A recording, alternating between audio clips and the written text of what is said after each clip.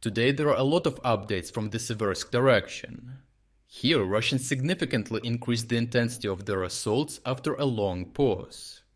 The reason why Russian forces launched the offensive to capture Siversk is the strategic importance of this town. Capturing it would enable them to set the ground for a much broader assault on Kramatorsk, the capital and largest Ukrainian-held city in Donbas. In the past, Russians halted their attacks on Seversk after the capture of the Severodonetsk agglomeration in the summer of 2022 due to lack of forces and subsequent shift of focus to Soledar and Bakhmut. Ukrainians exploited this opportunity by capturing important tactical elevations around Bilohorivka, solidifying control over the region and stabilizing the front line even more.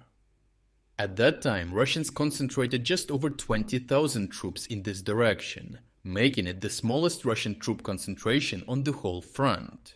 However, over the last several months, Russian forces deployed a lot of additional reinforcements in the form of Storm Z penalty battalions, Chechen Akhmat forces, and elite airborne forces.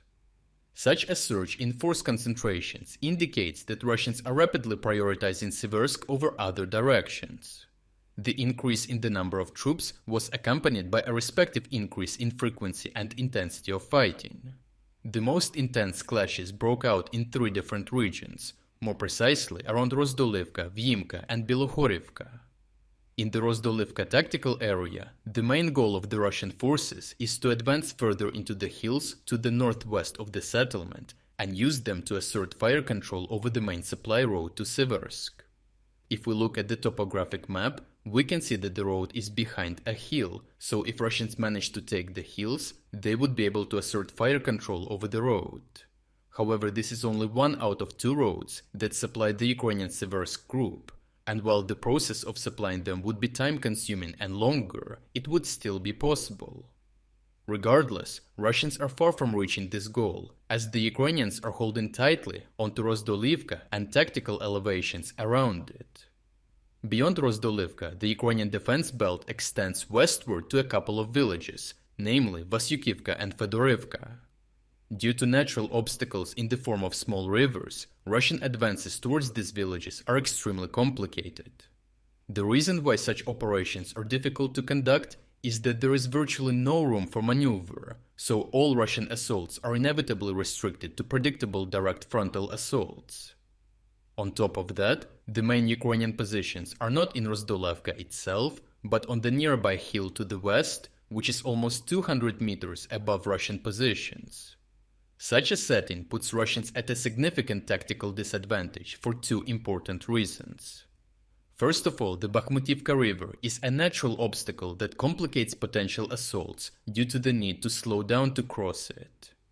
Secondly, the river valley is located in the lowlands, meaning that even if Russian assault units manage to cross it, they would need to fight an uphill battle.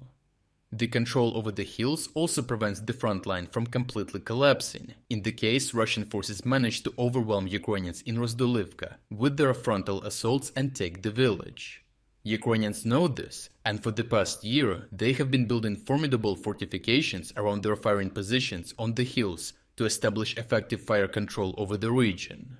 That is why, based on the latest updates, Russians had to turn their focus eastwards towards the village of Vyimka. If we look at the topographic map, we can see that the village and area around the railway embankment are in the lowlands when compared to Russian positions in Berestova. This would give Russians a significant tactical and also operational advantage because it has the potential to affect the fate of the Siversk salient. A successful Russian advance along the railway embankment in principle will allow Russians to launch a direct assault on Siversk town, especially given that the town is not shielded by any advantageous elevations or obstacles between Vyimka and Siversk. Moreover, Siversk is a small provincial town without any industrial zones or high-rise buildings that can be used for defense. On the other hand, reaching the town would mean that Russians are entering the Ukrainian artillery pocket because the Ukrainians will strike from the tactical elevations to the west of the town on the dominant hills. This way, Ukrainians would be able to control Siversk without a strong presence within the town, and the Russians would be forced to engage in lengthy attritional battles uphill. What would make it even worse for Russians is that Siversk is split in half by a river, So the western part of the town would make for formidable defensive positions with fire control from the hills behind. Lastly, when it comes to the Bilohorivka tactical area, the main goal of the Russian forces is to establish control over the White Mountain and the hills behind the village. So far, the Russian assaults on the White Mountain turned out to be complete disasters for the Russians, with high losses in manpower and equipment. For this reason, Russians decided to change their approach to assault in the forest to the south of the mountain, in hopes of establishing a tactical bridgehead that they could use to launch further assaults to the hill behind the village and use it to assert fire control over the main supply road to Siversk.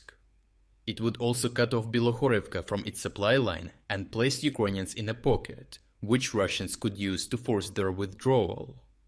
Furthermore, the fall of Bilohorivka would not only pose additional pressure on Siversk, but it would also endanger Ukrainian groups in the forest. Reaching these tactical goals would allow Russians to declare full control of the Luhansk region. Overall, Russians accumulated large forces for their offensive operations in the Seversk direction and chose their vectors of assault along the lines of milder resistance. But Ukrainian forces have prepared for such developments by fortifying their positions on the tactical elevations to prevent any major Russian advances in the area. However, the whole Siversk offensive might actually be a feint offensive, since Russians may be trying to divert Ukrainian attention from Chasiv Yar by intensifying their assaults and threatening Siversk. In spite of the high pressure, Ukrainians in Siversk are holding their ground tightly without additional redeployment of forces. If you're against the invasion of Ukraine and you want to support the work that I am doing, consider making a purchase in the online store UA Supporter. Here you can find a lot of products with Ukrainian symbols to not only show your support for this channel, but also for Ukraine. The link to the online store is in the description. Thank you for watching this report, and I will see you in the next one.